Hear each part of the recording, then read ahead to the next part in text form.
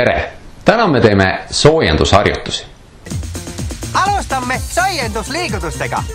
X2 koli 4, X2 koli 4, X2 koli 4, X2 koli 4.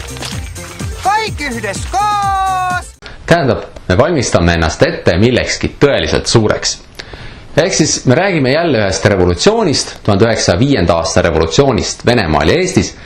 Ja see revolutsioon oli nii-öelda ettevalmistus või soojendusharjutus tõeliselt suurteks ja saatuslikeks revolutsioonideks, mis toimusid Venemaal 1917. aastal. Ma olen siin vist juba korduvalt jahunud, et Venemaa areng oli väga aeglane, Venemaa oli oma arengus maha jäänud ülejäänud Euroopast ja tsaaril oli absoluutne võim ja kõik see värk. Aga nüüd 19. sajandi lõpus hakkas Venemaal nagu natuke midagi muutuma. Näiteks jõudis Venemaale tööstusrevolutsioon ja see mõjutas ka Eestit. Eestis algas tööstusrevolutsioon näiteks sellega, et 1870. aastal rajati Balti raudtee ehk raudtee, mis ühendas Peterburi linna Tallinna ja Paldiskiga. Ja see oli esimene raudtee Eestis, varsti hakkas neid tulema juurde. Ja siis hakkas Tallinnasse ja mujale linnadesse tekkima igasugu tehaseid. Ja kuna talupojad said nüüd juba vabalt liikuda, siis nad hakkasid kolima linnadesse, läksid sinna töölisteks, linnad kasvasid ja nii edasi ja nii edasi. Ja eestlaste osakaal linnarahvastikus ka kasvas, mis hakkas mõjutama nii poliitikat kui ka kultuuri ja nii edasi. Ja ka Venemaal lasti 1861. aastal päris orjad lõpuks vabaks ja ka seal hakati rajama raudteid ja tehaseid ja samamoodi talupojad hakkasid liikuma linnadesse ja tehastesse. Aga kogu Vene keisririigis oli probleemiks see, et nii talupoegade kui tööliste olukord oli ka suhteliselt kehv. Talupojad vabastati ilma maata, mis tähendas, et neil oli väga raske vaesusest välja rabeleda. Ja töölistel olid jällegi meeletud pikad tööpäevad, polnud eriti mingeid õigusi, rääkimata pensionitest või sotsiaaltoetustest. Sama oli muidugi olnud ka Lääne-Euroopas, aga 19. sajandi lõpuks olid seal juba seadused, mis tagasid ikkagi mingid õigused ja olukord läks nagu vaikselt paremaks tööliste jaoks. Venemaal oli probleem ka selles, et kõik oli keelatud. Poliitilised parteid olid keelatud, sõnavabadust piiras range tsensuur, salapolitsei nuhkis inimeste järel. Ühesõnaga, keegi ei saanud isegi vabalt öelda, et kuulge, äkki teeks nii, et töölistel ei oleks räigelt paha. No, nii ei saanud lihtsalt teha. Ja see viis selleni, et töölised olid rahulolematud, sest nad olid vaesed, talupojad olid rahulolematud, sest neil polnud maad, liberaalid olid rahulolematud, sest kogu võim oli keisri käes ja no lisaks olid veel igasugu vähemusrahvused rahulolematud, sest neil polnud iseseisvust. Vene keisririigis oli nagu mustmiljon väikest rahvast, kõigil olid omad keeled ja kultuurid. Mitte ainult eestlased ja soomlased, vaid ka grusiinid, aserid, ma ei tea, baškiirid ja nii edasi. Aga Vene riik juurutas igal pool vene keelt ja kultuuri, ehk pidevalt käis selline vaikne venestamine. Ja see ajas muidugi vähemusrahvaid närvi, sest nad oleksid hoopis tahtnud suuremat iseseisvust. Ühesõnaga, kõik olid väga närvis ja kõik olid väga vihased ja kõik tahtsid muutusi. Ja siis selles äärmiselt toredas ja meeldivas olukorras läks Venemaa 1904. aastal sõtta Jaapaniga. Ja siis Venemaa oli alguses nagu, et Jaapan, mingi suvaline saar. Nad elasid alles äsja ju keskajas, et seal on ikka veel mingid samuraid tulevad mõõkadega vastu. Ja siis Venemaa sai selles sõjas Jaapani käest tappa. Veits piinlik. Ja siis hakati vaatama sellist õudusfilmi nagu Verine pühapäev. No ei, tähendab, see polnud õudusfilm, vaid see oli päris sündmus. 1905. aasta 9. jaanuaril, mis oli pühapäev ehk puhkepäev, tahtsid töölised Peterburis minna keisri lossi juurde ja lihtsalt öelda, et kuule keiser, et ilgelt halb on, et sõda oli ja nii edasi me kaotasime ja et tööliste olukord on kehv ja nii edasi, et kas saaks kuidagi, et parem oleks. Ja nad läksid suht nagu rahumeelselt, aga siis mingid tainapead sõjaväelased hakkasid lihtsalt tulistama rahva pihta. Ja siis rahval oli nagu, et aitab. Kõik hakkasid streikima, töölised, ametnikud, haritlased, täiesti massiliselt. Nõuti kodaniku õigusi, parlamenti, põhiseadust. Ja need streigid ja meeleavaldused levisid üle kogu Vene impeeriumi ja loomulikult jõudsid need ka Eestisse. Ja Tallinnas kordus sarnane asi, nagu oli juhtunud Peterburis. 16. oktoobril avaldasid inimesed uuel turul meelt ja siis nende pihta tulistati ja palju inimesi sai surma ja inimesed olid riigivõimu peale veel vihasemad. See uus turg oli umbes seal, kus tänapäeval on Estonia teater ja nende traagiliste sündmuste mälestuseks on seal praegugi selline mälestusmärk. ja riigivõim oli nagu, et appi, me ei oska midagi teha, mis toimub? Ja siis lõpuks tsaar Nikolai II oli nagu, et no okei, rahunege maha nüüd. Ja ta andis välja niinimetatud 17. oktoobri manifesti, millega põhimõtteliselt kehtestati konstitutsiooniline monarhia. Lubati rahvale kodanikuvabadusi ning lubati kokku kutsuda Riigiduuma ehk parlament, mis oleks pidanud hakkama koos tsaariga seadusi välja töötama. Ja siis liberaalid olid nagu, et päris normaalne. Ja siis nad hakkasid igasugu parteisid looma. Ja Eestis loodi sel ajal ka esimesed poliitilised parteid.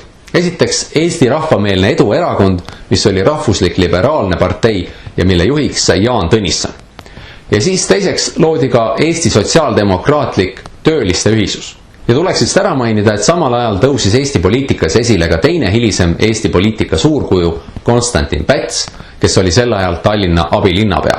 Lisaks käidi sel ajal esimest korda välja mõte, et Eesti võiks olla Vene impeeriumi autonoomne osariik. Autonoomne on nagu selline natuke iseseisev, aga mitte päris. Mingil riigi osal on autonoomia siis, kui ta saab kõik oma siseasjad otsustada ise, et tal on näiteks oma parlament, oma valitsus ja nii edasi, aga tal ei ole iseseisvat välispoliitikat ja oma sõjaväge, vaid ta kuulub ikkagi mingi suurema riigi sisse. Näiteks tänapäeval on Hong Kongil autonoomia Hiina rahvavabariigi sees. Ehk siis ta on Hiina osa, aga ta on natuke nagu eraldi. Igatahes nüüd 1905. aasta revolutsiooni ajal käidi esmakordselt välja mõte, et Eesti võiks olla autonoomne osariik Vene impeeriumis. Mitte Balti provintsid, vaid just nimelt see ala, kus suur osa elanikkonnast on eestlased, võiks olla omaette osariik. See oli sel ajal muidugi ainult idee, see ei teostunud, aga see oli esimene kord, kui üldse julgeti mõelda nii. Et enne oli ikka umbes, et saame siin tubliks väikeseks rahvuseks siin Venemaa koosseisus, teeme laulupidusid ja põllumeeste seltse ja ega meil muud vaja ei olegi. Jakobson tahtis natuke poliitikat ajada, aga see oli siuke natuke. Aga nüüd 1905. aasta revolutsiooniga tekkis Eestis reaalselt poliitiline rahvuslus. Enne oli see olnud ainult kultuuriline. Aga nii kaua, kui liberaalid rõõmustasid tsaari manifesti üle, siis rahvas oli nagu, et mis ma selle manifestiga peale hakkan? Kas ma saan seda süüa? Ei. Ja samas radikaalsed sotsialistid olid ka umbes, et kurat, see pole ikka päris see, et me peame seda revolutsiooni jätkama, et meie eesmärk pole veel saavutatud. Ja siis sotsialistid õhutasid töölisi ja talurahvast mässama. Ja siis nad olid nagu, et aga teeks midagi. Ma tean, lähme põletame mõisad maha ja röövime mõisnikud paljaks. Ja siis kõik olid, et õige, me oleme 700 aastat sakslasi orjanud, maksame kätte. Ja siis nad läksidki, rüüstasid, põletasid ja purustasid ühe nädala jooksul umbes 160 mõisa, pluss veel mõisade viinaköögid. Ei tea, miks nad küll neid viinakööke ründasid. Igatahes paljud ilusad mõisahooned hävitati, tekitati meeletuid materiaalseid kahjusid ja nii edasi. Ja natuke aega nad märatsesid, aga siis tulid Vene sõjaväe karistussalgad sisse ja see märatsemine sai kiiresti läbi. Aga mõisate hindamatud kultuuriväärtused olid kahjuks hävinenud. Ja kõik normaalsed inimesed, kes lootsid, et saab lõpuks ometi demokraatia ja normaalse ühiskonna, need olid selle rüüstamise peale umbes, et miks te pidite seda tegema? Nüüd hakatakse meid kõiki karistama. Oli teil seda kõike vaja? Aga põhimõtteliselt revolutsioon saigi sellega enam-vähem läbi, et asi enam radikaalsemaks ei läinud ja streikid ja asjad lõppesid ka ära, et sõjavägi lõi korra majja. Aga nüüd tsaar oli lubanud oma manifestis kokku kutsuda ülevenemaalise parlamendi ehk Riigiduuma. Ja 1906. aastal toimusidki valimised ja Eestist valiti sinna ka 4 saadikut, üks neist siis Jaan Tõnisson. Aga siis tuumasaadikud üle kogu Venemaa jõudsid Peterburi kohale ja kohtusid tsaari ja valitsusega ja siis tsaar vaatas neid tüüpe, et ma pean nende tüüpidega koostööd tegema või? Ja siis ta oli umbes, et ei. Ja see esimene Riigiduuma sai koos olla hiilgavad ja uskumatud 73 päeva. Siis saatis tsaar selle laiali. Siis kutsuti kokku teine Riigiduuma, mis oli koos vapustavad 103 päeva. Ja siis tsaar oli, et see tuuma asi on nii tüütu, sinna tulevad ainult inimesed, kes on minuga erineval arvamusel. See on ju nõme. On ju? Ja siis 3. Riigiduuma valimistel tehti nii, et saadikud oleksid peamiselt aadlikud, ärimehed ja muidu maaomanikud. Ja see juba tsaarile nagu meeldis ja see duuma sai olla koos lausa 4,5 aastat. Nii, aga kuidas siis selle 1905. aasta revolutsiooni tagajärgi hinnata? No esiteks hea oli see, et absoluutne monarhia või autokraatia, nagu seda Venemaal tol ajal nimetati, asendati piiratud monarhiaga. Et ta ei olnud veel parlamentaarne monarhia, sest parlamendi käes oli ikkagi suht vähe võimu. Aga see ei olnud ka enam täiesti piiramatu keisrivõim. Rahvas sai põhilised kodanikuõigused, kuigi neid ka vahepeal jälle kitsendati ja nii edasi.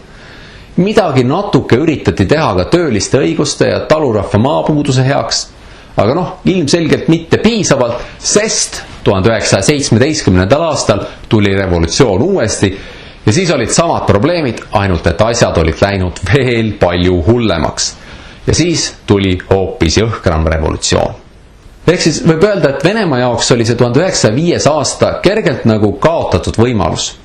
Kui tollal oleks tehtud korralikud reformid, siis äkki ei oleks kõik nii halvasti läinud ja äkki oleks Venemaa praegu normaalsem riik.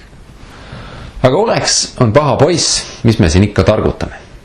Eestile oli 1905. aasta revolutsioon pigem isegi kasulik, sest Eesti poliitiline maastik sai hoo sisse. Tekkisid esimesed erakonnad, tekkisid esimesed poliitilised liidrid, tekkis kogemus suures poliitikas kaasa rääkida ja esimest korda hakati mõtlema Eesti autonoomiast. Ja see oli üks järjekordne samm teel Eesti iseseisvuse poole. Aga tänase jutu kokkuvõtteks. Esiteks, 19. sajandi lõpus oli tööstuse revolutsioon jõudnud Venemaale ja ka Eestisse.